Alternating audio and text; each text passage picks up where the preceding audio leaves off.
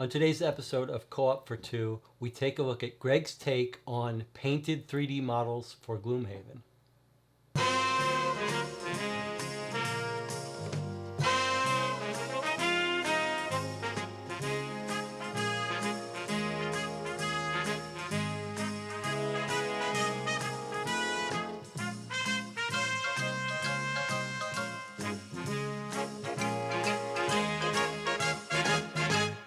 You are watching Co-op for Two. I'm Jesse. I'm here with Gregg. Thanks for having me on the channel.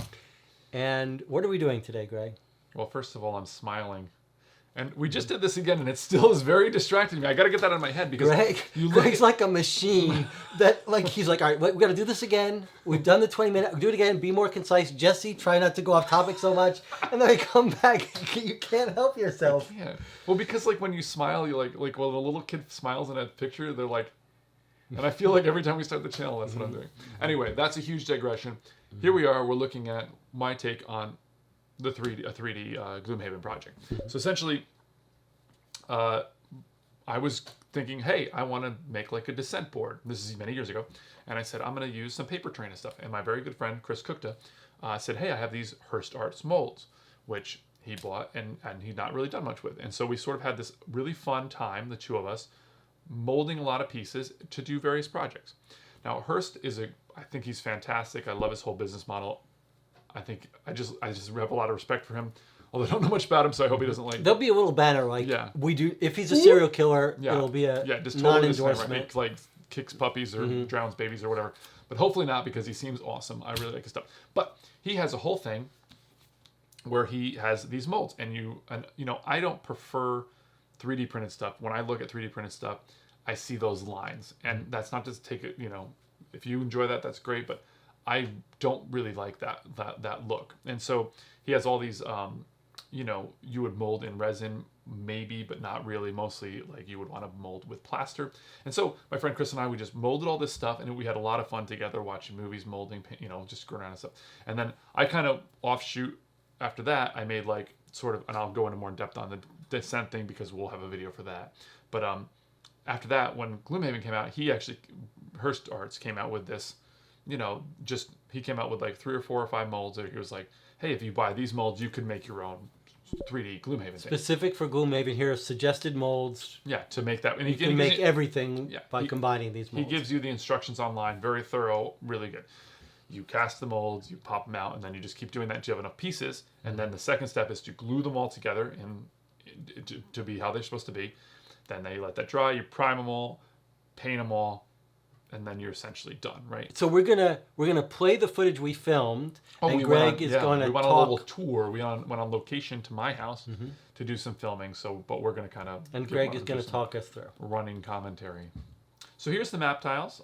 They're little pieces, hexes, and they're sitting on top of foam, all glued together. And you're going to see there's stone, wood, sort of like a more rough rock, and then of course the grasslands. Dirt sort of thing. So those are the 4. There's 4 different types of terrain in Gloomhaven. Yes, exactly. So I do wish that I'd done something a little differently here, because what I did was he recommends you make X amount. I can't remember how much now, but it's not as much as you find in the game itself. And so what I ended up doing was making his set, and then I said, well, I should do all of the sets. And then I went in and actually made more. And so now I kind of have some that I don't need and not quite as much as I would want. Okay. So there's kind of a... I see. So I did a little extra work by making some, exactly to mimic, but I think it, would have been more efficient had I just set out to do that. So now I have some that I don't think I even need. But I see. It's nice to have a little bit of an option. But yeah, those are the basic floor tiles there. Okay, Gregg, what are we looking at now? Okay, so this is kind of just shows how Hirst does the system, where you sort of put these walls on the hexagons here, and you put walls up, and then any kind of awkward areas you would stick kind of those columns you can see, and this one, so it's not an exact science, you just sort of build it as best you can. He's got plenty of information about this and videos and stuff, so I'll leave you to be able to watch that on his site or to check that out. So I'm going to kind of try to just show what I did that was a little different, to be a little more succinct, which we're not very good at. So here we go. We got this is what I did. So it'll be like sort of a rubble wall with the rubble floor. We'll have like sort of that broken, kind of column. that we've got there. But then for the other floor styles, like if we have the fancier stone, then I'm gonna have like the fancier walls. You can see that goes there, and then those nicer looking Gothic columns. So I try to keep it so that it's each one kind of has some accompanying general rules to go by is what I've had here. And then so this is the earth, mud, dirt kind of one, and I'll have walls like this, which will be more natural vegetation. These are crops, for instance. And then the columns, I'll use some of these trees, to make nice. to plug in around. So that's the general way I've taken his system or whatever and been able to kind of use the same thing, but then just make each area have a little bit more of a distinct feeling to it. And then here, of course, we have the wood for more inside areas, and then that has like the two-door floor wall and the fireplace, and that's the back, and of course it would be facing the other way, so you would see that back in that. So this is more the inside with the house and the fireplace and stuff. And we'll show close-ups of some of this stuff. Yeah, we're going to go on. through all that stuff. Okay, so we looked at some of the basic setup, and now you're going to create some scenes for us. Yeah, a little more detail here. So here we are. We've got actually a couple figures there. Jesse, they look familiar? Yeah, I painted those. And they're on clear bases, which is kind of cool. Rebasing, they call that. Yeah. So here we are. I'm building this little outdoor scene. We're on outside. Maybe we're near a farm. Cornfields. Yep. So this is kind of creates some walls, to kind of, I mean, they're not really that necessary, but it just creates a nice feeling, right? Like you're outside. It's atmosphere. Yeah, atmospheric. Yeah. And so I've got some fences in the back there. I think I took them from an old farm set. Here you see I'm putting in some obstacles, blocking off those Texas. Hey, bales. I've got some hay bales there, or some rocks and bushes, and those all fit on a single hex. I don't know if you can quite see that on there, but that's just there are a bunch of those. I don't know if he calls them obstacles in Gloomhaven. You're gonna hear us might be. say that quite a bit because we have not actually played the game yet. Well, we've played the first scenario twice. So now we've left that sort of cornfield and we're moving in towards a little spookier. We've got a little cemetery here. Love it. And I'm just building these scenes out. I mean, obviously you would build these prior to playing, or if you're using that app, you could play. You could have to build each one on the fly. But I'm just sort of screwing around here to kind of try to show you. And you can build like the basic terrain based on the map of Gloomhaven, and then you just add some extra stuff for atmosphere. Yeah. Speaking of which, I'm putting a little obstacle here, which is the graveyard set. Tombstones. The little tombstones. Yeah. Sorry, the set of tombstones there, as an obstacle, so that bear can't get us. I guess that bear is very scary.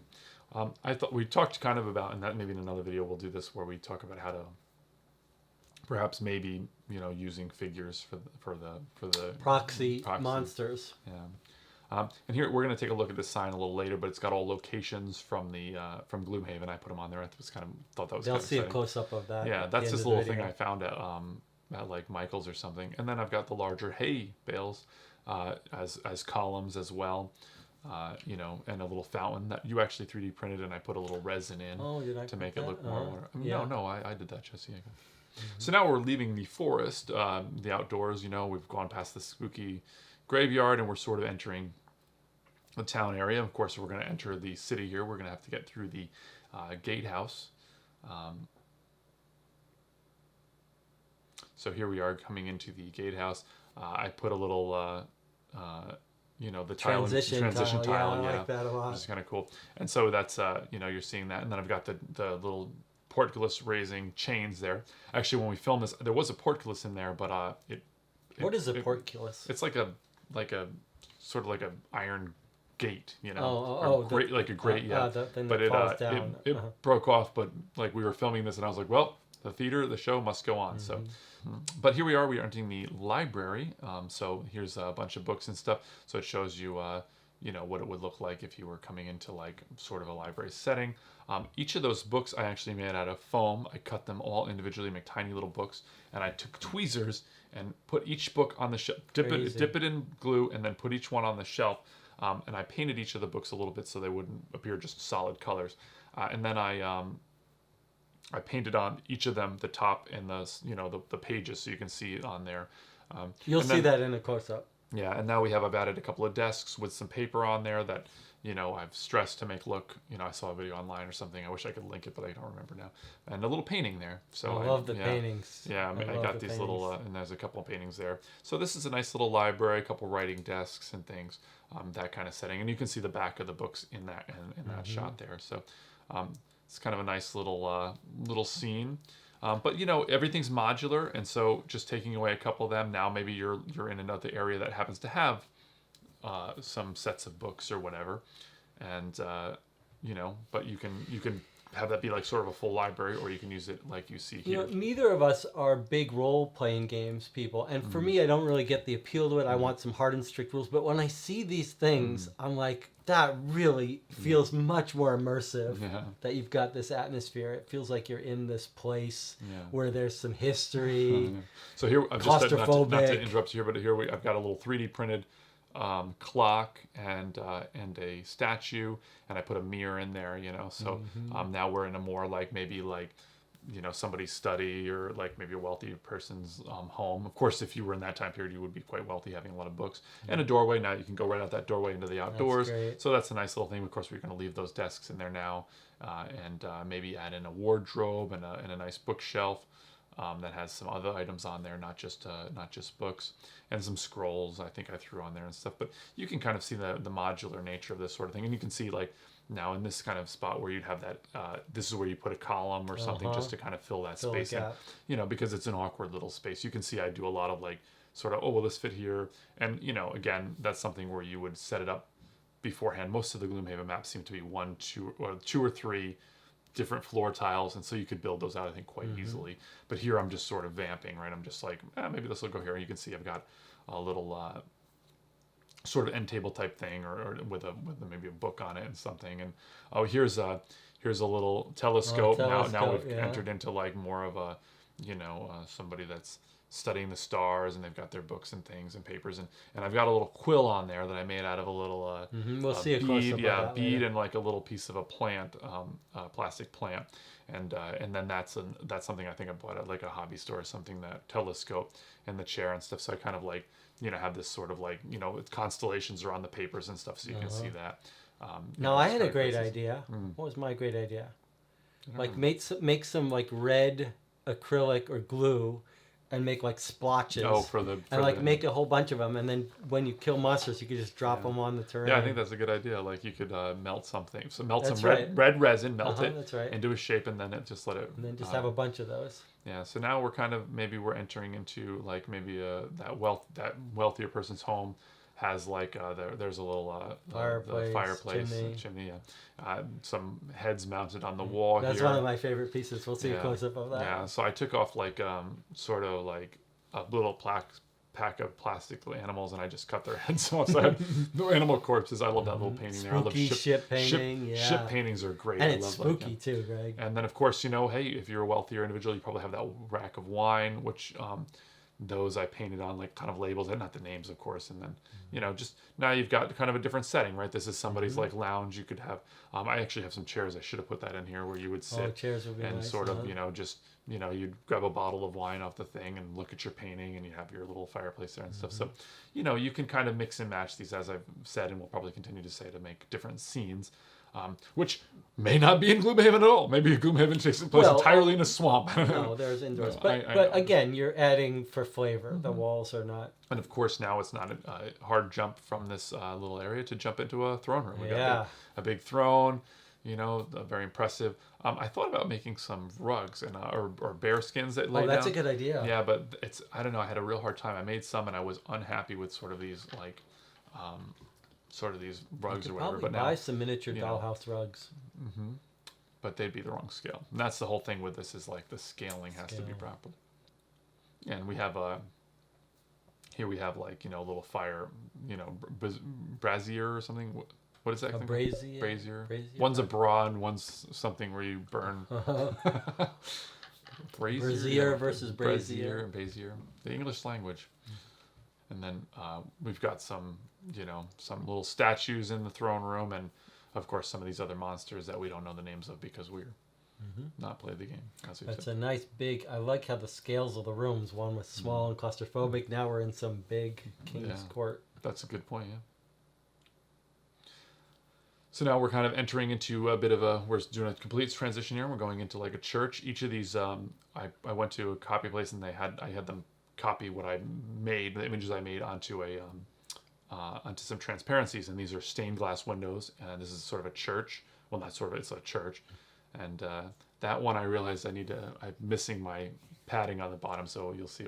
And then I know Gloomhaven doesn't have Christianity, or I'm guessing it doesn't, but this sort of really sells the whole church idea, that Gothic sort of like church. That's kind of a cool look there. So all those windows, it's really hard to see, but they're all, transparent, which is they'll pretty see cool. In the close-ups. Yeah, and then we've got, of course, the pews, as obstacles, which is a good little obstacle to have in there. So maybe now we're entering into one area of the church, which is the reliquary. Maybe we've got some holy relics here, like a holy book, an urn with some ashes, maybe a holy sword, and a grail. I love that. So this, you can kind of change the scene up a little bit, but kind of keep it in the same. We kept that one wall there, so you can see the mixing, matching nature. I feel like when I watch these and you moving pieces, I feel like almost like we're watching a play where they're moving the scenery. Well, I do really like stop motion, and I'd like to do some of that.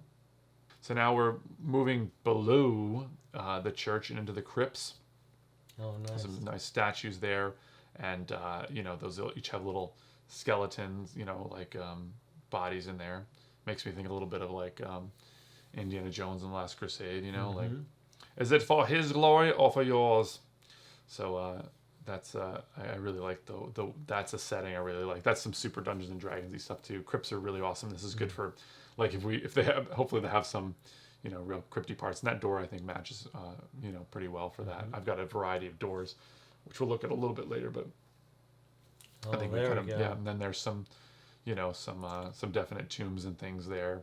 And those tombs, actually, I've set them on top there, but they're made to be more like the columns in the other rooms too. So, but just to fill in gaps. To fill in the gaps, I'm just showing that you can use them sort of in both ways if you wanted to.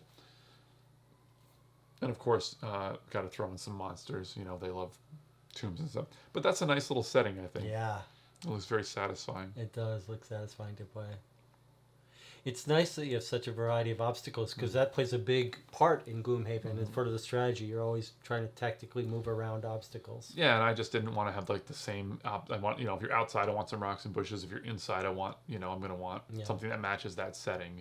And I think that's something where you can easily make some new ones or whatever. So we've moved into the wine cellar here. You can see we've got casks of wine. We've got, some a lot of bottles of wine. We've left the scary crypts. And we've gone into more of the storeroom type area, which is kind of cool. But now I think we're going to transition into sort of less fancy area. And we're going to look at, if the storeroom was in more of the, he calls this the rubble floors. And so I kind of, see that. So I kind of, think of it like that. So maybe if you didn't have quite as nice of a area and you have maybe, more of a storeroom like this where there's just flour and crates and things and boxes. Storerooms are kind of like, maybe if there's... Yeah, why spend the money fixing the stone and brick down there where the servants live? Yeah, so, I mean, you can see the difference in the walls now. Like, those walls are that sort of more cobblestone, less fancy walls. And just, like, those subtleties there I really like. And these columns, of course, are different, because you're not going to see that ornate stone carvings if you're in the area. You're going to see that in the crypt, but you're not going to see it where you're storing your barley or whatever. It's pretty luxurious to have two kinds of stone terrain, but it's pretty nice. You can definitely see the difference. And then the obstacle here, you have like sacks of grain or whatever, and some oranges and some crates and things. And of course, we have our heroes in here, and we've used, and that bear. How did that bear even get in there? He's just hungry. The guy's just hungry. So I like that little. I tend to like the scenes that have a lot more stuff, because that. It's kind of just, it's busier and it feels more natural, feels more lived in. Yes, that's a perfect way to look at it. Yeah, but then maybe not the quite a armory. storeroom, but we have the armory. Which, if you look at some of this stuff, you'll recognize I sort of took some pieces from other games, like this particular one. That weapons rack is from Heroescape. Oh, cool. And I sort of just clipped that and made it work here. And then I made some spears out of the same thing I made the fencing for the graveyard out of, which is sort of like in in that area. And then I ordered like a $6 sprue from Reaper Bones or whatever, to put in the in that part, and just to put a nice sword or dagger or or bow or something just on top of a crate or something to show. And a lot of those crates and things are, the idea is that they've got, they probably got more weapons or arrows or whatever in them. And then of course I've got in the middle there, I've got the a sword and and some arrows. Those are actually from the D&D. Like I bought some packs of those, just those when we went to the local game shop. They have some of those D&D minis that are pre-painted or pre-primed or whatever. And of course a big nice door that looks a little different from the other doors, less ornate. I think earlier I should have showed you the one I use for the churches and stuff, which is pretty cool. It comes in those sets. We'll see it. We'll see all the doors in a bit. Yeah. Okay, so here we're going to see, we have a big set of sort of sewery doors. If the characters go under the city, into the sewers and things, you've got this big sort of flood doors. And of course here we see. Oh yeah, look, there's sewer. And the drains and stuff underneath. That's pretty nice. And then the columns here, instead of using, just the columns or the broken down columns, these are sort of stairwells, which you wouldn't really use, but as a stairwell for Gloomhaven, but you can see there's stairs in there, so it makes it seem like you would climb down into the in or out of the sewers there. So all those things working in concert, could build that scene where you go from the storeroom to the, I'm sort of building like this, like a story. So hopefully you can use your imagination to see how that could help work playing that game. But this is probably my favorite thing. This is of course, my love of horror really comes in here, because you're seeing, it's like a mad scientist the laboratory. Yeah. So I've got, actually that skeleton, that mummy, that's a mummy I cut up from Heroescape and painted, and then soaked a tissue in glue and put a little blood on there. And of course, there's plenty of little beakers that are little glass vials that I found at a craft store or something. And then, you've got books and little skulls and all sorts of things, little plates of gore and stuff. So that's my favorite. And then of course I put in those little accoutrements for obstacles or whatever. But that's one of my favorite ones, because it's busy and, there's a lot of stuff, but also it has that, like that horror-y thing, the mad scientist. What have we got here? Jail? Now you're coming into the jail. Maybe you've gone a little further down the hallway past the lower levels here. And now you're entering into the area where you've got the jail doors. You see those doors. They're kind of cool. You can sand them so that they have a hole in them, or you can use them as like a brown door, like a wooden door, which you'll see later. And now we've come into the tortured area. These actually I've got from various places, but I think these two are like Dungeons and Dragons mini things. But there's like a sort of that the Iron Maiden there, the torture rack, and then these I think you 3D printed for me. Actually, they're little crow's cages. Are there people in any of those? There's some skulls I put in the bottoms of them, but those make good obstacles, as well. Yeah. So those are nice little ways to, and you could put the Iron Maiden on there, or any of those things actually you could just put on top. I don't like to do that because they have something on the base of them, but it's okay to put them on top.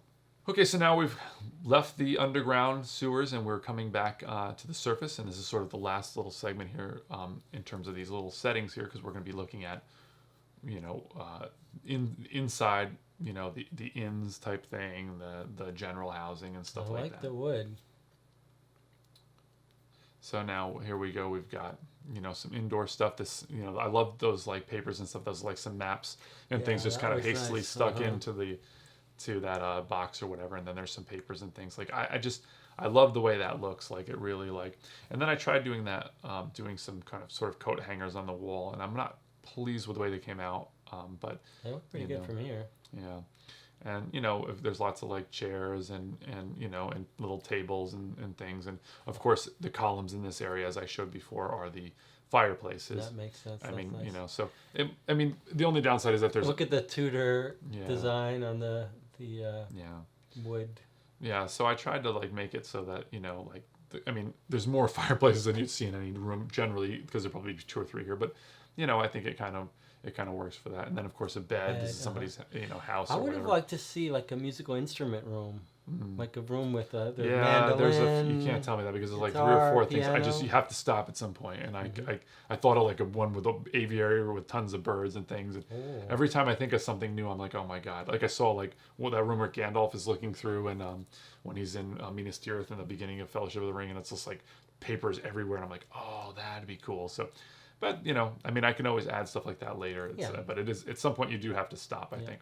So here's the actual sort of inn, which is there's a bar. This is great. I kind of made some eggs and a leg of meat on the back there, and then there's some. I made kind of a makeshift like cooling rack for that bread, and then there's the oven there and some food on the bar and some kegs and things. So that piece is a little bigger. It's kind of like the graveyard where it's sort of two tiles deep.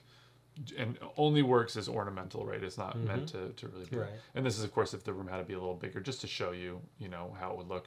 I've got some, some tables in there. Oh, there is a piano. And there's a piano, You yeah. did do a piano. Yeah, so like you could see, like if you were in there, somebody would be playing on the piano. So And that's good. also an obstacle. It fits perfectly on that space. That was actually, I ordered that and the clock from someplace on Etsy, so maybe we can put that link in the description if people are interested. But those are an example of a few 3D printed pieces that I did end up going with. And so I'm just kind of just showing, like, I guess at this point I was just trying to throw everything at the wall here. You're kind of seeing the other little walls and things, but it's kind of hard to show precisely. It is nice to have so many pieces and terrain that you could make a big banquet hall. Like you can make some big scenes with this. Yeah, for sure. And hopefully we'll get to use a lot of this for like hopefully a lot of these settings will be unique. But it is a little bit of a weird thing because there's that cool app where it reveals the rooms as you reveal them. But that's a little bit harder for us to build these out. But we'll see. So here we are. We're gonna take a look now at the different kinds of doors just for some variety. There's that church door I mentioned before. I really like that, or for a fancier area. And then I've got that's the church door, but it's in 2 pieces. So if you wanted to open the door and leave it open, but leave it on the map, you could do so. And then that's has some bars on it. That one's more like the one where you open it up, like who's out there, like give the password, and here's another one that's, open setting. There's just kind of a normal wooden door. So you got a pretty good variety. That's one that has a frame with it.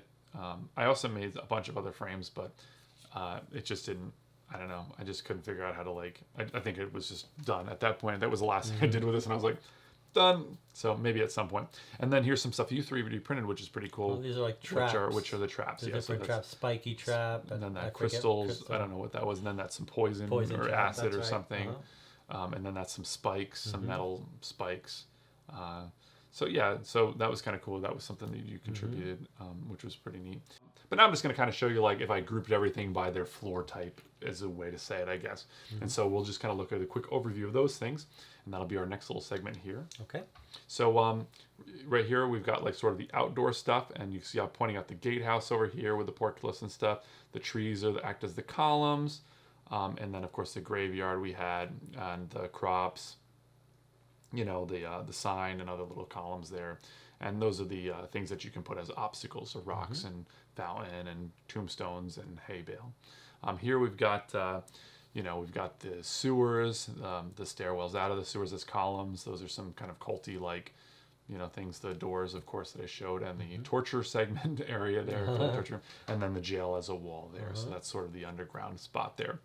And then here we've got the fancier little area with the columns and, a lot of wardrobes and bookcases and things.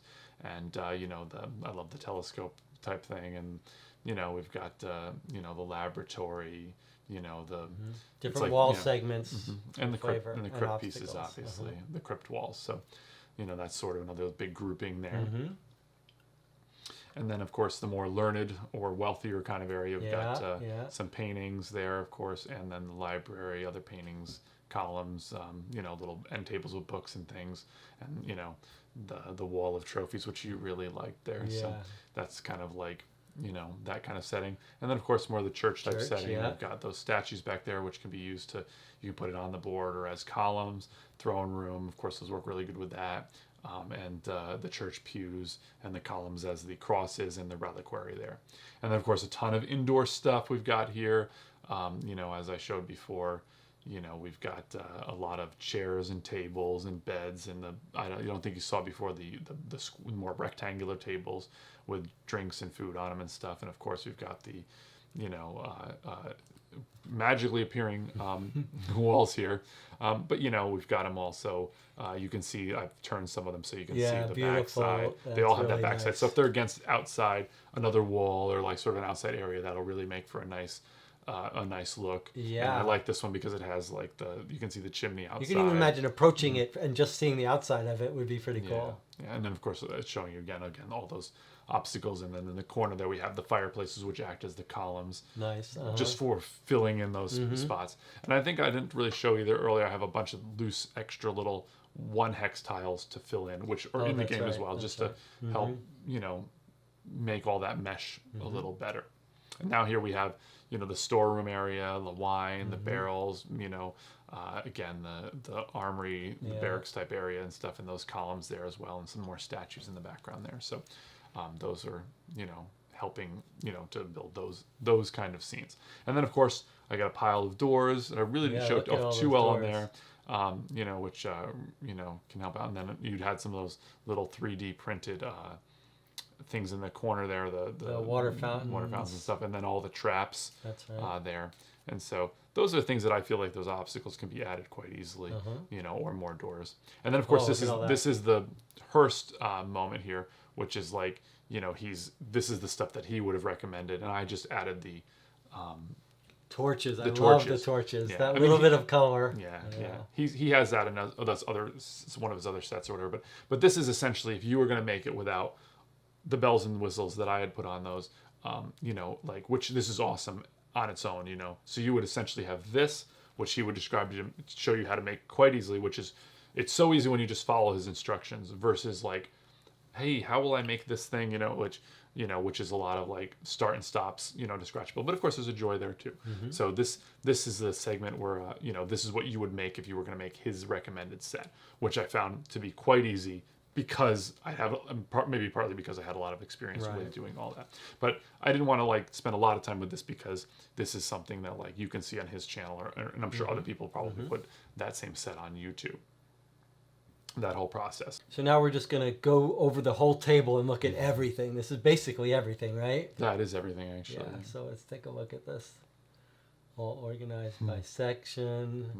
Yeah. So, I mean, that was like, it's a lot of stuff. It has a little bit of that Kickstarter thing where you're like, it's almost overwhelming. Yeah, you were getting a bit overwhelmed when we were filming. Oh my God. You had the patience of a saint when I was filming this because I was like so frazzled. I actually really like this. This is one of my favorite pieces. The telescope one, yeah, because it's the constellations on the scroll. I mean, look at it. The scroll is curved. Yeah. Those books were very, very fun to do, and I actually added those to little areas and stuff too. That was kind of a fun little thing. I can imagine. This is one of my favorite pieces here with the, as I said, all the little details. Yeah, and there's some candles in there. I think I bought like a pack of candles, and that was a great thing to do to go a long way to just adding a candle here or a candle there. Really, I think. Really works. Yeah, I mean it was a fun thing, I really had a lot of fun with the whole project. Learned a lot of stuff, and you actually start looking at things differently when you start really getting into terrain and stuff like this, where you're sort of like we were walking and I was like, oh, look at that bike stand, and I thought, oh, what could when you start finding stuff like this. My wife actually helped me with this. Speaking of, I was sitting at Maze, a restaurant which is really delicious, and I saw those columns, like those sort of wooden posts with some, and I was like, that would be kind of cool. I was like to do that sort of. Such an interesting point. I love this. I don't want to distract this, but it's such an interesting point. When you start working on a project enough, you start seeing the world differently. You start seeing like how would this get modeled? What's interesting architecturally? Look at those paintings. I love the paintings, Greg. Thank you. Yeah. Those little books I was really excited about. This is another one. I think this is part of it. Those little beakers and stuff. Just walking around the hobby stores and stuff and finding little pieces and thinking, can I work that in or something? It's kind of fun, to do. I mean, it's really time consuming, of course, and there's a lot of like time where you're like screwing around on your computer graphically, like shrinking down pictures or things, which, is kind of fun. It's, How did you make the picture frame? So those frames I got like at a hobby store or something, which were for like keepsakes or for books or something. And I just ended up spray painting them, and then of course stuff like this. I mean, that was like probably $6 for like a couple, like one of those torture implements or something. That's a set thing. Something that was done. It was worth it just to buy it as a sort of a piece. But and Look then at that armory. from Gloomhaven or not Gloom from Heroescape or something, I had an old box of that was kind of fun to order. Heroescape has an armory? Yeah, that's one of the pieces in there or whatever. And actually, I think the Heroescape? yeah, that's from Heroescape doesn't have walls. not and Heroescape. armories. What am I thinking of? I don't know, but you said Hero Heroescape Quest. a lot. Hero Quest. Thank God I corrected every time in the that. video I meant to say Hero Quest. So you at the audience can Yeah. rest at ease. I have Yeah. corrected it. Yeah, and these little Heroescape's guys, a great game. Yeah. I love Heroescape. Yeah, I mean it's kind of fun to have all the different stuff. And I mean you don't have to go as crazy. If you wanted to do this project for yourself, you don't have to go as crazy as I went. You could just do, the Hirst recommended thing. Buy these few molds. I mean you can. Not only don't you have to go as crazy, you're gonna have a hard time going as crazy as Gregg has gone. I mean, here's my favorite. Yeah, Look at it's a all little that close up animals on the right wall. side. That's It's so kinda fun. good. A little cheesy. But yeah, I mean, like it's kind of cool. Like, like if you wanted to do this, I mean, it's quite a large endeavor. But you could do the scaled down version, and of course, you could always add stuff. You could see how you like it, and then be like, oh, I'd like to add this or that or whatever. But to me, it was worth doing. I had the stuff, and it was like a fun project. And Gloomhaven was really the style of game that I've really wanted for a while, where it's a co-op game. Like Descent isn't cooperative. When the tablet version came out, I remember reading about that. I was like, yes, I really was excited about that, and that's kind of like why I wanted to. Gloomhaven was such a cool thing because, I don't have enough people to have like somebody just be the game master of the game or whatever, and so. Though you could absolutely run an RPG, D&D type campaign with this terrain. You could reuse this. There's tons of this sort of thing on the internet. I mean, obviously on YouTube and all that stuff, but this was kind of cool because it was directly made to fit around the Gloomhaven tiles and stuff like that. And the floor tiles are cool too. I mean, even if you just made the floor tiles, I think that would be pretty awesome. And just put all the cardboard stuff on there. Fine, that's like... Yes, it would. Although when I see these 3D walls and doors, that is really what makes it for me. Yeah, so...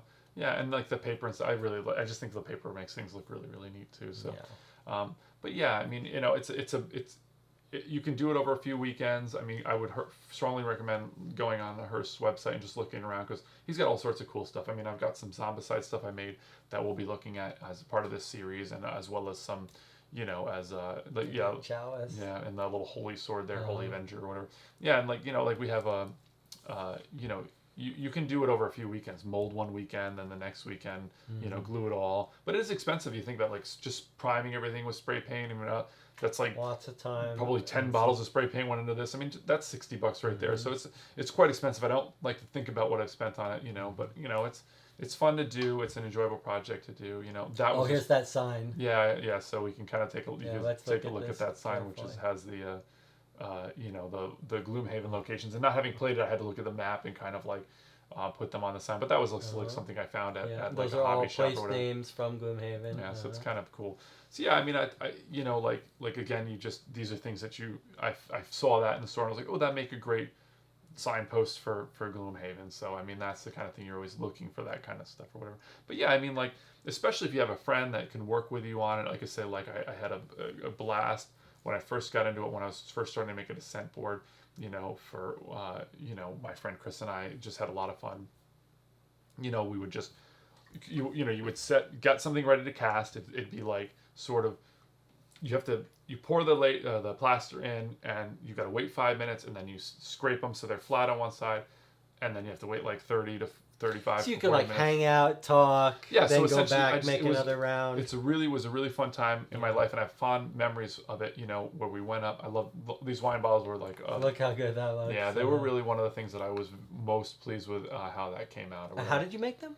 Well, those actually were molded from Hirst, but they I painted on the little things on them or whatever, and they're generic. But they're. He has different ways, but I kind of came up with making them into a rack of actual wine instead of just sort of a one-off on the counter or whatever. How cool would it be to have like a cask that you could put actual wine in? You could drink while you're playing, have a drink of the wine. Yeah, so like my friend and I, like we would just, set them, scrape them, wait, and then we'd go upstairs and we'd watch some movie, like a movie for a while, like. We'd just chill and and just have a good time, and then the timer would go off and we'd go downstairs, pop them out, reset, and start that process over again. And we'd hang out, just and go for a walk around the neighborhood or Yeah, whatever and come that back. sounds And it fun. was a really, like, I look back on that, like, with a lot of joy. If you like this video and want to see more videos like this, we would love your support on the channel. Either you can donate to Patreon or subscribe, like the video. And we'd love to hear some feedback from you about what kind of videos you'd like to see. And join in our live stream Q&A at the end of June. And thanks for being so patient filming all this with me. I was My a pleasure. nightmare. I My was pleasure. like having. It was difficult. You were It was having a little Yeah, breakdown. it was so much to tackle to try to figure out how to show this. I hope that they could see how beautiful those parts are, because they really are No, very charming. I know a lot of people could do it better, and hopefully I'll inspire some other people too. So, but hopefully you enjoyed this video. And thanks for joining us.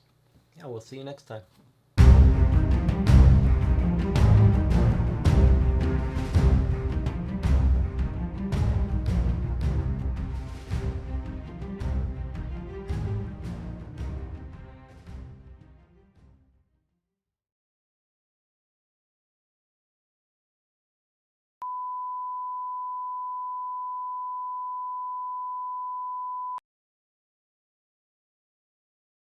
I don't even know what I'm saying. I don't like this intro part in the beginning. It's a little. It's weird, but it's a good system. It's a good system. It'll hold up. Yeah, because you could essentially fade out of Yeah. us and take us off of the thing and then put us back if you needed to. Or cut this part out in the edit.